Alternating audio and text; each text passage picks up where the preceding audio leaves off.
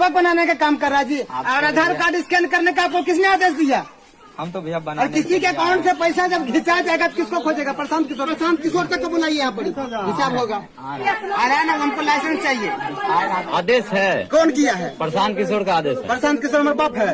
आप दिखाइए, आप कौन आदमी है? हाँ, मैं जनसुराज पार्टी की तरफ आपके पास लाइसेंस है कि पता डीएम साहब आपको आदेश दिया है घर में जा के सबको आधार कार्ड स्कैन कीजिए?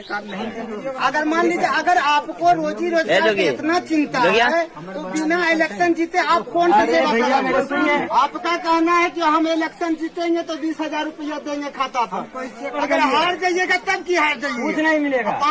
आपको वोट दिया, आप हार गए, 5 साल का इसका जो क्षति होगा उसका हर जना के देगा। अगर हार गया तो भी दीजिएगा। नहीं लिखा हुआ है, जबरदस्ती मानव सेवा कर रहे हैं ना, मानव सेवा कर रहे हैं क्या लूटने का काम कर रहे हैं? उनको जरूरत है